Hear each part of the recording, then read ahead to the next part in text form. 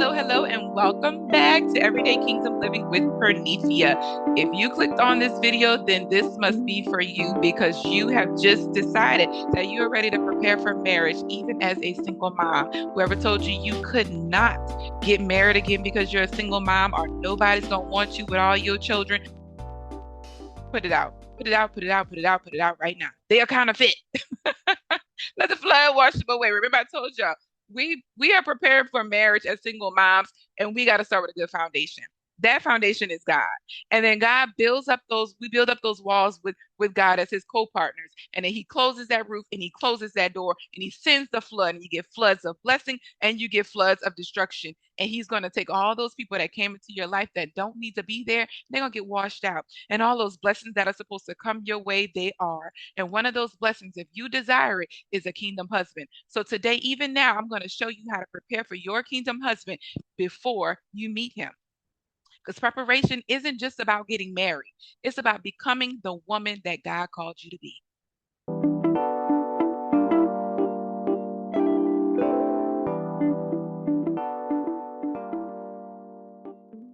All right, y'all. So here we go.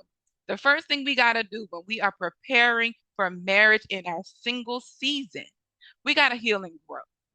Isaiah 43, verses 18 and 19 says, "Forget the former things. Do not dwell on the past. See, I am doing a new thing." And when we are walking in our single season and suddenly the light bulb goes off and you're like, wait a minute, I think I'm healed.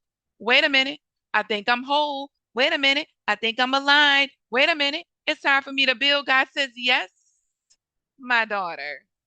You have done what I needed you to do. You surrendered. You've become obedient. You're walking in trust and you're trusting me. Now I know that I can send you your kingdom husband. But before stepping into that new relationship, we have to heal from that past. We have to make sure that we're healed. So we're not quite there yet if we're still holding on to things. We're not quite there yet if we're still, every time we hear a voice or a recording or we read a text message from our children's dad or something like that, it's still bothering us.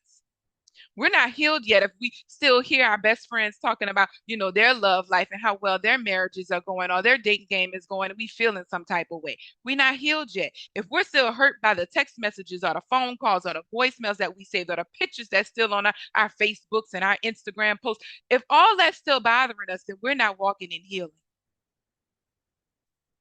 And we definitely not in growth.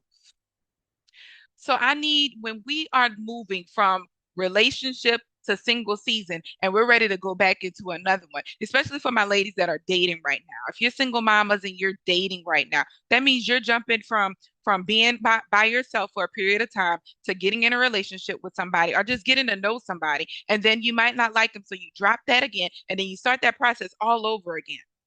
And I just want to remind you that in that process, because I'm not dating, I'm just waiting. I'm working and I'm waiting. I'm working and I'm waiting. I'm working on my purpose and I'm waiting on my kingdom husband. But in the meantime, while I'm waiting, I spent 2 years of God breaking me down, building me back up, serving me, helping me, guiding me, molding me. And now he told me in a vision, he told me in a dream, he told me that you're whole and you're about to be promoted. And I want you to get the same thing. I want you to feel that. I want you to take that time to heal emotionally because when our emotions are in check, now we're not lashing out. We're not lashing out on people that don't deserve to be lashed out on, like our children. We're not lashing out on people who are trying to come into our circle and help us. When we take time to heal spiritually, now God can start doing things within us so that we can reflect on the outside. And that's the whole goal of this whole walk, this whole process, is to make sure that God is cleaning us up on the inside and we're allowing Him to. That's free will. Free will is saying, God, I want you to clean me out because I want to be a better version of me and I want to align with the plan you have for me. I want to walk in the way that you want me to walk and talk the way you want me to talk, which leads me to mental healing. Because if we're still walking around with anxiety and depression, and we're still walking around thinking we're not good enough, and we're still walking around thinking we got too many kids for a man to love us, then we wrong. If you do the proper healing and you go through the proper process to let God clean you out, He's going to line you up to have the emotional healing, the spiritual healing, the physical healing, the mental healing. You're going to have all the healing that you need to get there where your kingdom husband is on the other side. You're going to go through. to get to the other side. So I want you to let God refine your single season because your future marriage is going to reflect all the work that you've done, which means if you did nothing, then when you get married and you say, I do, nothing's going to be right on the other side waiting for you. That ring going to look pretty. That dress going to look nice hanging in that closet, but nothing going to come of your marriage. And you could be with your kingdom husband. And your kingdom husband gonna pray you through. You know, he gonna go through the whole thing because he's a man of God. That's what we're waiting on. We're waiting on men of God, not just on any husband. We want our kingdom husband. And when we're waiting on our kingdom husband, sometimes we might not be ready for every single thing, but there are some things that we gotta do before we become a wife. Which brings me to my next point. Become the wife before you become the bride. Proverbs 31, and we know all about Proverbs 31 and Proverbs 31 woman. But Proverbs 31 verses 10 and 11, it says, a wife of noble character who can find? We're looking for because she is far worth more than rubies. Her husband has full confidence in her and lacks nothing of value. And that's what you want. You want your kingdom husband to have confidence in your decision making. But how can you get good at decision making unless you practice in your single season? You want your kingdom husband to have confidence in your ability to discern.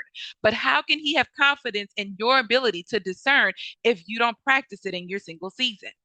You want your husband, your kingdom husband, to have confidence in your financial capabilities. But how can he have trust in that if you're not practicing in your single season? Are you following me? Or I need to give you another one. I think y'all following me. All right. So a godly wife is built before she ever says, I do. Think about Eve. When God was making Adam and Eve, he made Adam first. He breathed life into Adam. He made him from the dust. And then he put him to sleep because he knew maybe if I keep him awake, he's gonna ask questions or say what he want or what he don't want. I heard that from somebody else. But anyway, so Eve is getting created. He takes Eve, fashions her from his rib. He fashions her from his rib. He molds her and creates her and develops her. He builds her. And then he presents her. If you desire to be the Eve, you got to let God take you from the rib of your kingdom husband. That means the man he knows you're supposed to be with because he didn't go and take Eve's rib that he gave Eve from some other man. He got it from the man she was supposed to be with, her kingdom husband. That means more than likely, we have free will choice to choose who we want to go after, who we want to seek after us.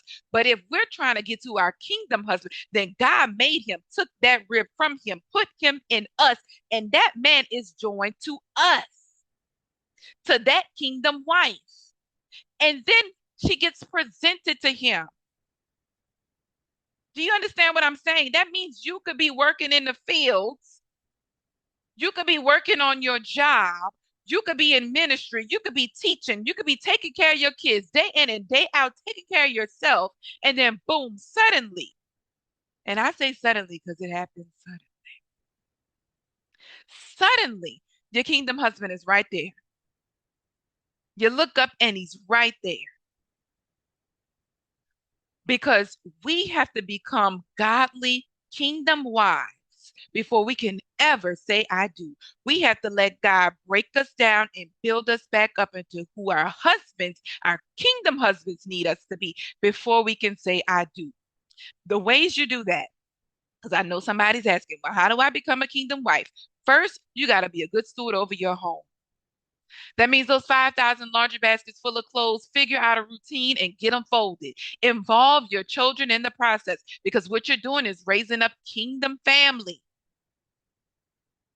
You're showing your kingdom husband that I have created a safe place for you to just come in and lead.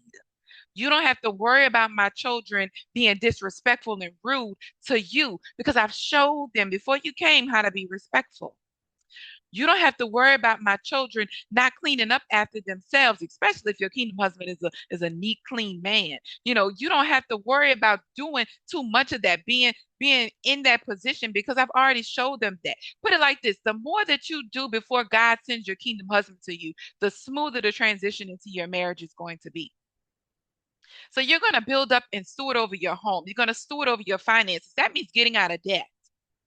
That means making wise choices. That means spending within your means. That means living within your means. That means knowing what your income is down to the T, knowing about your debts and how you about to pay them off if you got some. And honestly, try and pay them off before you even get married. Because I trust and believe that if your kingdom husband is walking a debt-free lifestyle, and I'm gonna say all of us have a different idea of what kingdom husband is. But all I know is for sure that a kingdom husband is seeking after God, and God doesn't want us to be slave to a lender. He wants us to be the lender. He wants us to be the lender. And then we don't even gotta ask for the money back. Because all he's gonna do is replenish it. So if our kingdom husband is walking around debt free, our kingdom husband is walking around talking legacy and vision, our kingdom husband is talking about setting the table, then if we need to be sitting at that table with that type of man, then we need to be walking the same way. I saw a clip a couple of days ago. Um, Tamala Man, David Man. He was in a session and he was talking about ladies, if you desire a husband, you want a kingdom husband. He said, this is how you get them. I'm gonna tell you how to get them. They said, go ahead, get your piece of paper, get your pen, or get your pencil, get your pen. I'm quoting it all wrong, but it was like, get your paper, get your pen, and then write down everything you want in your kingdom husband. And he was like, so if you want him with a 7,000 credit score, then he gonna get that 7,000 credit score. And if you want him to have this, this, and this land and houses and property and be debt free, write it all down. Because then these women in the audience thinking like, yeah, yeah, yeah, that's what I want, that's what I want. He said, now you know what you got to do next. Now you do everything on that list. And everybody just bust out laughing. They broke out into the oohs and the ahs because it's true.